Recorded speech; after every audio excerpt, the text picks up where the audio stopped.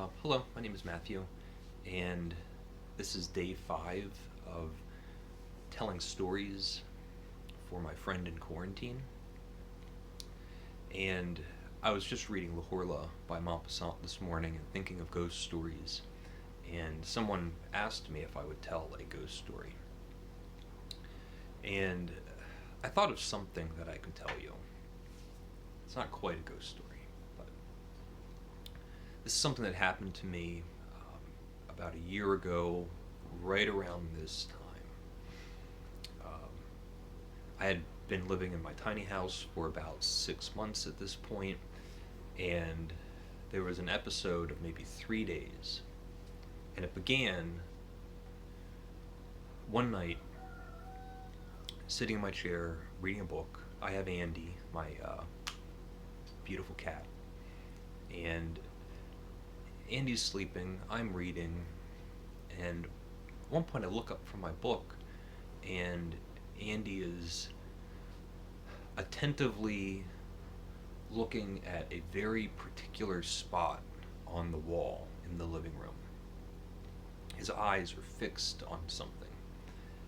And I watch him for a moment, and then I get up to investigate myself. And I see that he's looking at a little gnat on the wall. So one of those little tiny flying bugs on the wall.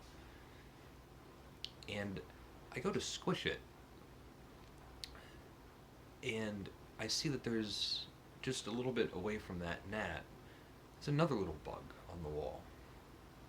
And I take a step back, and I'm looking at my wall, and it was almost as if my eyes had to refocus.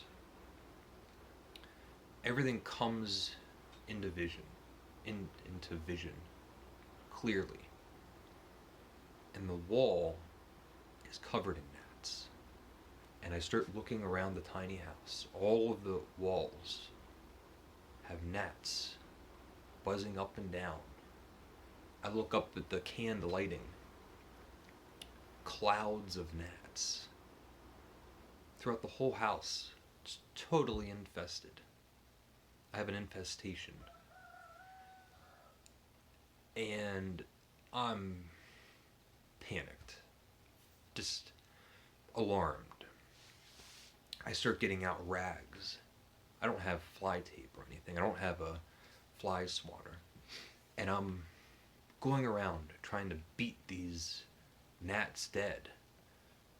But there's an infinite amount of them, it feels like. There's clouds of gnats in the house. And I do the best that I can. And after I clean up, I get into bed. I turn off the lights here, and I go up into that loft. And I turn on, you can even see it there. I turn the light on in the loft.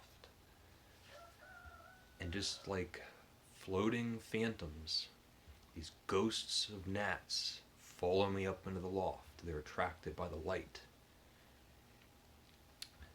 And again, I go back down, I get some paper towels, and I'm trying to kill all these gnats.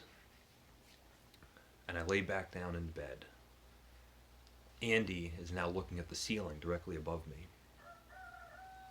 And I look up, and behind me, the wall that my pillow lays on, again, is covered in gnats. I had barely a night's sleep. Just maybe an hour or two or something.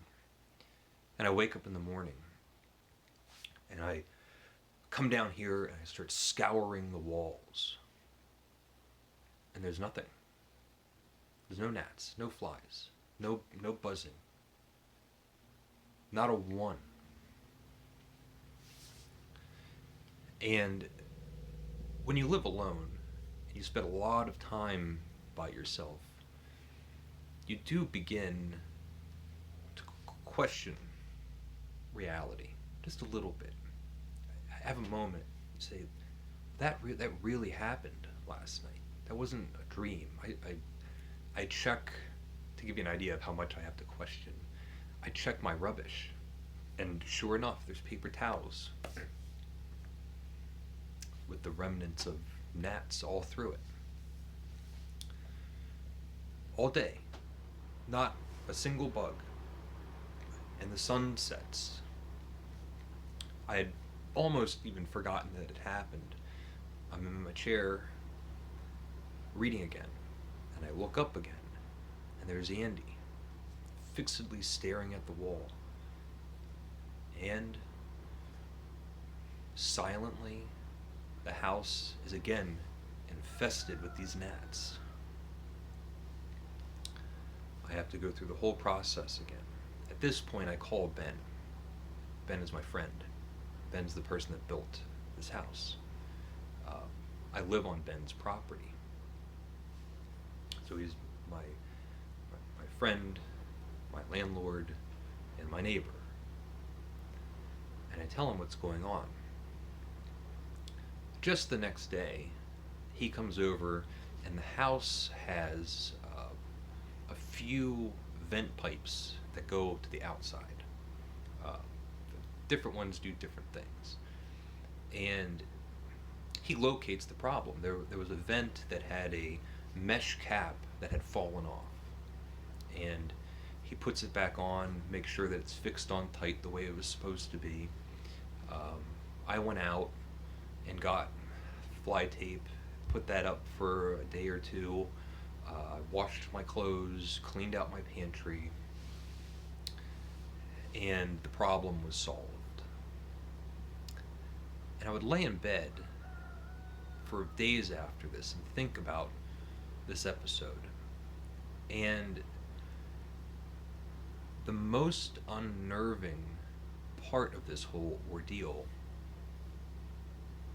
wasn't the gnats. It wasn't seeing the gnats all over the walls and seeing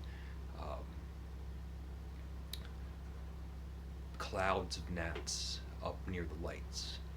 I could see that. It was during the daytime when I couldn't see the gnats, but they are still there. For days, they were everywhere, somewhere, just hiding in wait to come out. And it took me a long time to shake that. Not just a spider in a corner or an ant that got in through the doorway or something. Felt like thousands of gnats just silently all around me.